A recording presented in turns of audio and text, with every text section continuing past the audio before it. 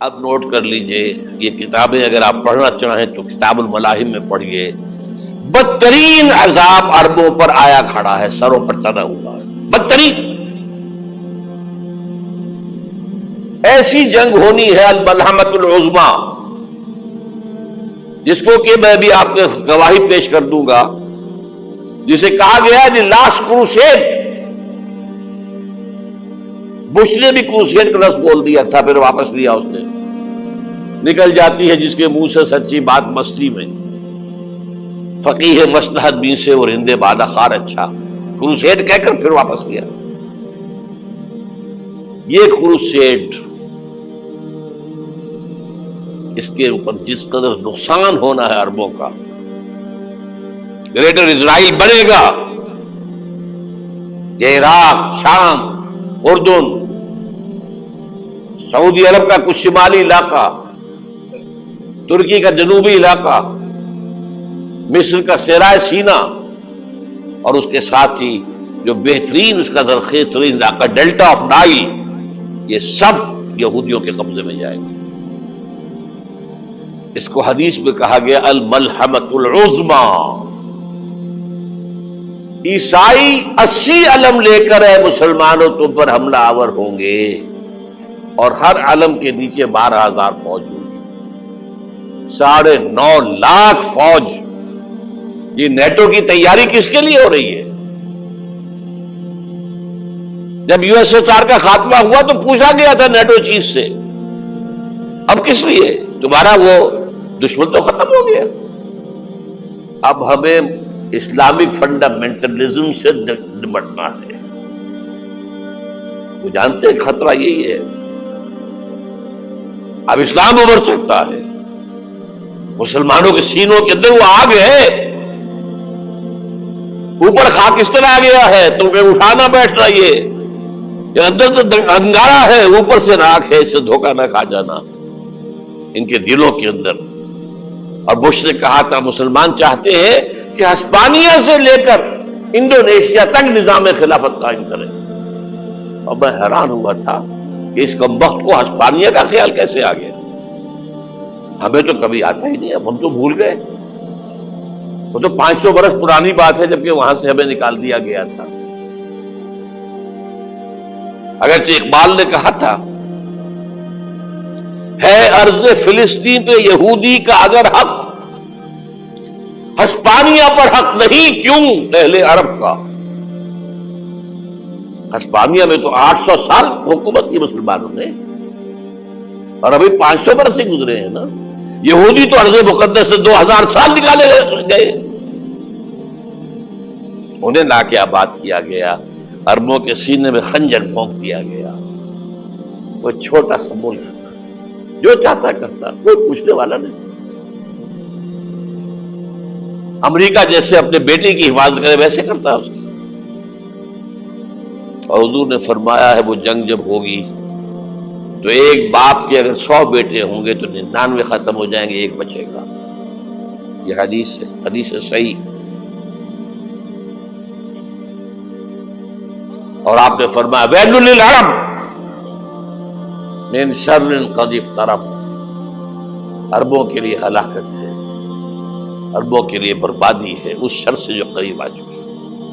اور آج جس طرح انہوں نے ان کی تہذیب کو اختیار کر لیا ہے، دبئی جا کر دیکھیے، بدترین مغربی معاشرہ جو ہے وہ دبئی کے اندر ہم نے قائم کر کے دکھا دیا۔ اب سعودی عرب اس راستے پر بڑھ رہا ہے۔ اور اس کے بعد نمبر 2 پر جو ہے ہم پاکستانی ہیں، لیکن میں اس کے وہ پہلی بات جو کہہ رہا ہوں وہ تو یقینی ہے، اس میں تو احادیث صحیحہ موجود ہے۔ اگرچہ اس کے بعد پانسا پلٹے گا، پھر حضرت مہدی کا ظہور ہوگا، حضرت عیسیٰ کا نزول ہوگا، اور وہ گریٹر اسرائیل گریٹر گریو یارڈ بنے گا یہودیوں کا، ایک ایک یہودی قتل ہوگا، دفن ہوگا۔ یہ بات میں ہونا ہے، میں پہلی بات فرض کر رہا ہوں۔ وہ پانسا پلٹے گا جب پلٹے گا، ابھی جو سامنے ہے وہ کیا ہے؟ جس ملحمۃ العظمیٰ کہا حضور نے، جسے آرمیگیڈون کہتے ہیں عیسائی، آرمگیڈون کی اگر کہیں جا کر آپ دیکھیں گے، آپ ڈکشنری میں مانی تو کیا لکھا ہے؟ A very big war which will be fought between the forces of evil and good before the end of this world. اس دنیا کے خاتمے سے پہلے خیر اور شر کی قوتوں کے درمیان بہت بڑی جنگ ہوگی. ارمجدون اسے کہتے ہیں عربی میں، اور آرمگیڈون اسے کہتے ہیں انگریزی کے اندر، اور یہ بائبل کی آخری کتاب کے اندر ہے، جو اس میں کہ مکاشفات یوحنا، ریویلیشنز آف سینٹ جان.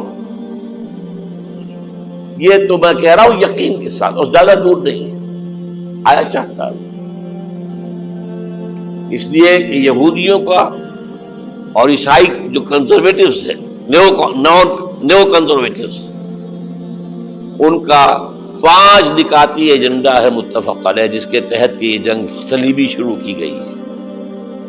تو سن لیجئے آپ. آرمگیڈون نمبر 1، گریٹر اسرائیل قائم ہو جانا اس کے نتیجے میں نمبر 2، مسجد اقصی اور قبۃ الصغریٰ کو گرانا نمبر 3، وہاں تھرڈ ٹیمپل، وہ مسجد جو حضرت سلیمان نے بنائی تھی 1000 قبل مسیح میں، پھر برباد کی تھی نیبوکدنیزر نے، دوبارہ بنائی گئی، پھر دوبارہ ختم ہوئی 70 عیسوی تک گری پڑی. ان کا خانہ کعبہ گرا ہوا ہے 70 عیسوی سے لے کر آج تک. ایک دیوار ہے ویلنگ وال، جہاں جاتے ہیں، روتے ہیں، پیٹتے ہیں، ماتم کرتے ہیں، وہاں وہ بنے گا تھرڈ ٹیمپل. اور نمبر 4، اس میں لا کر رکھا جائے گا تخت حضرت داؤد کا.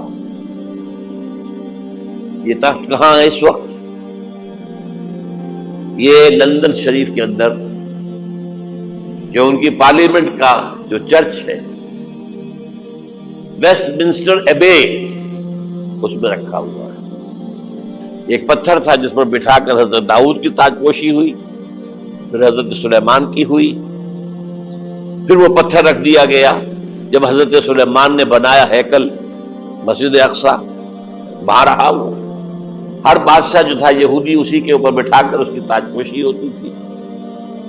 سن 70 میں ٹائٹس نے گرایا اسے، ہیکل کو، وہ پتھر لے گیا، وہاں سے روم گیا، روم سے آئرلینڈ گیا، آئرلینڈ سے اسکاٹ لینڈ آیا، اسکاٹ لینڈ سے انگلینڈ آیا، اور اب وہ رکھا ہوا ہے 14ویں صدی عیسوی سے آج تک. وہ ویسٹ منسٹر ایبے میں رکھا ہوا، ایک کرسی کی سیٹ میں اسے بنا دیا گیا ہے تخت کی شکل.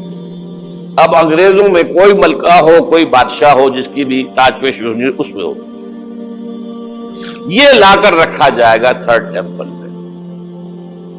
اور اس پر یہودیوں کے خیال کے مطابق ان کا مسیحا آئے گا جو مسیح دجال ہوگا. عیسائیوں کے خیال کے مطابق حضرت عیسیٰ آئیں گے، وہ ہمارا بھی خیال ہے حضرت عیسیٰ آئیں گے علیہ السلام. بہرحال یہ تو بعد کی باتیں ہیں نا. اس وقت جو میں عرض کر رہا ہوں، عربوں پر بہت بڑا عذاب، اور پاکستان کا معاملہ البتہ یہ ہے، میں یقین سے نہیں کہہ سکتا. ہینگنگ ان دی بیلنس، ہو سکتا ہے اللہ تعالیٰ ہم پر رحم فرمائے، ہو سکتا ہے، اگرچہ اس کی کچھ شرائط ہوگی. چمن کے مالک اگر بنا لے موافق اپنا شعار، اب بھی چمن میں آ سکتی ہے پلٹ کر چمن سے روٹھی بہار، اب بھی ہو سکتی ہے. اور یہ بھی ہو سکتا ہے کہ اللہ تعالیٰ نے معجزانہ طور پر ہمیں ملک دیا، ہم نے اللہ سے بدعہدی کی، وعدہ خلافی کی، غداری کی، لہذا سودا دی جائے اور ہم سے یہ ملک چھین لیا جائے. It's just possible. دور نہ سمجھے اسے، انہونی بات نہ سمجھے. جو گھیراؤ ہو رہا ہے آپ کے مغرب میں نیٹو فورسز اور مشرق میں بھارتی فورسز گدھوں کی طرح بیٹھے ہوئے انتظار کر رہے ہیں پاکستان اور ڈسٹیبلائز ہو جائے، یہاں اور بدامنی ہو جائے. اب لاہور میں پھر آج دھماکے ہو گئے ہیں. 2 دن پہلے کا دھماکہ میں سہ کے آیا ہوا ہوں، آپ کے سامنے بیٹھا ہوں. وہ جانے بچی ہیں جو ہماری اکیڈمی کا حشر ہوا، وہ تو میں آپ کو نہیں بتا سکتا. یہ سارا کیوں ہو رہا ہے؟ تاکہ یہاں بدامنی ہو جائے اور ہمیں جواز مل جائے. مغرب سے نیٹو فورسز داخل ہو جائیں، مشرق سے بھارتی فورسز آ جائیں اور ہمارے ایٹمی دانت توڑ کر اور پھر ہمیں بھارت کے سامنے ڈال دیا جائے، نو ڈو ایز یو لائک. یہ ان کا نقشہ ہے. ہوگا کیا وہ اللہ جانتا ہے، ہوگا وہ جو اللہ چاہے. لیکن اللہ کا چاہنا جو ہے وہ کس پر منحصر ہے؟ یہاں انقلاب برپا کرو، یہاں اسلام لاؤ. اگر دھندوں میں لگے رہو گے تو وہ خود بخود نہیں آ جائے گا انقلاب. صحابہ نے جانیں دی تھی، کتنی تکلیفیں اٹھائی تھی. 12 برس تک مکی دور کے اندر با نشہ درویشی در ساز و دمادم زن، جو پختہ شبی خدرا بر سلطنت جم سن. یوم طائف یاد ہے جو حضرت عائشہ فرماتی ہے کہ میں نے پوچھا تھا حضور سے کہ یوم احد سے زیادہ سختی بھی آپ پر کبھی آئی؟ یوم احد پر کیا ہوا تھا؟ تلوار کا وار پڑا تھا آپ کے چہرہ مبارک. یہ جو رخسار کی ہڈی ہے اس کے اندر وار گیا ہے. اوپر خود کی 2 کڑیاں تھیں، وہ اس میں گھس گئیں. 2 دندان مبارک شہید ہوئے. وہ خود کی کڑیاں ایک صحابی نے اپنے دانتوں سے پکڑ کے کھینچنے کی کوشش کی، دانت نکل گئے، وہ نہیں نکلی. کیا جتن کر کے نکالی گئی ہوگی تو خون کا فوارہ آیا، اتنا خون گیا ہے کہ آپ بے ہوش ہو گئے، گر گئے. اور مشہور یہ ہو گیا کہ آپ کا جو انتقال ہو گیا، شہادت ہو گئی. یہ سیرت کبھی پڑھی ہے؟ حضرت عائشہ کے ہوش کا تو یہی دور تھا نا. یوم طائف میں جو آپ کیا تھی، بچی تھی، انہیں کیا پتا کیا ہو رہا ہے اس لوگ کے ساتھ. 3 دن تک حضور مکے کی گلیاں اور وہاں کے اوباش لوگ پتھراؤ کر گئے تھے اس امید میں کہ شاید وہاں کا کوئی سردار ایمان لے آئے. تو یہاں تو ابو طالب بھی فوت ہو گئے. یہی دنیا بھی سہارا تھا، خاندانی سہارا تھا ابو طالب کے ذریعے. اور گھر میں ایک دلجوئی کرنے والی رفیقہ حیات تھی، وہ بھی، ان کا بھی انتقال ہو گیا. آپ نے کہا یہ عام الحزن ہے. اب تو سب کو طے ہو گیا قریش کو کہ اب جیسے قتل کر دو. اسی لیے آپ گئے طائف، شاید وہاں کا کوئی بڑا سردار مانے، ایمان لے آئے مجھ پر تو میں اپنا مرکز ادھر شفٹ کر دوں. تینوں سے ملے ہیں، تینوں نے وہ جواب دیے ہیں، نکل جاؤ یہاں سے، میں تمہارے ساتھ بات بھی کرنے کو تیار نہیں. اچھا، تمہارے سوا کوئی نہیں ملا تھا اللہ کو نبی بنا کر بھیجنے کے لیے؟ دیکھو جاؤ، میں بات نہیں کرنا چاہتا، ہو سکتا ہے میں بے عزتی کر بیٹھوں، واقعی تم اللہ کے نبی ہو تو میں مارا جاؤں گا، جاؤ جاؤ جاؤ. یہ سلوک محبت کے ساتھ ہوا ہے. اور پھر چھوکروں کو، اسٹریٹ ارچنز جنہیں آپ کہتے ہیں، اشارہ کیا تھا خبر لو ان کی، پتھراؤ ہو رہا ہے. ساتھ کوئی ہے ہی نہیں، ایک آدمی صرف زید ابن حارثہ. اب سامنے سے پتھر آ رہے ہیں تو حضرت زید آگے آ جاتے ہیں، ڈھال بنتے ہیں، مجھے لگے پتھر حضور کو لگے، اب پیچھے سے آ رہے ہیں. چاروں طرف سے تو ڈھال نہیں بن سکتا. جسم لہو لہاب، خون جا کر جوتیوں میں جم گیا ہے، جوتی اتر نہیں دی. پھر وہاں سے واپسی پر جو دعا مانگی ہے، اللہم الیک اشکو ضعف قوتی وقلت حیلتی وہوانی علی الناس. اللہ تیری جناب میں فریاد لے کر آیا ہوں اپنی قوت کی کمی کا، اپنے وسائل کی کمی کا، اور جو ذلت و خواری ہو رہی ہے لوگوں کے سامنے. الا ملتقننی، مجھے کس کے حوالے کر دیا ہے؟ الا بعیدی یتجہمنی، یہ میرے اوپر ہجوم کر کے آ جائے، حملہ کرے، اور عدو من لگتا امرے، یہ دشمن کے حوالے میرا معاملہ کیا، جو چاہے کرتے وہ. لیکن پھر عبدیت غالب آتی ہے. ان لم یکن علی غضبک فلا ابالی، اللہ اگر تو ناراض نہیں ہے تو مجھے کوئی پرواہ نہیں. سر تقدیم خم ہے جو مزاج یاد میں آئے. مجھے اندیشہ یہ ہے کہ تو ناراض تو نہیں ہوگی. یہ تکلیفیں جھیلی ہے. سینکڑوں صحابہ نے جانوں کا نذرانہ پیش کیا ہے. احزاب کی جنگ میں فاقوں پر فاقے ہو رہے تھے اور ان فاقوں کی حالت میں خندق کھودنے کا حکم ملا ہے. لوگوں کی کمریں دوہری ہو رہی ہیں، پتھر باندھے ہیں اپنے پیٹوں سے، اپنے چادروں کے ساتھ کس کر کمر دوہری نہ ہو جائے. اور جب صحابہ کدالیں چلا رہے ہیں تو کیا کہہ رہے ہیں؟ نحن الذین بایعوا محمدا علی الجہاد ما بقینا ابدا اللہم لا عیش الا عیش الاخرہ.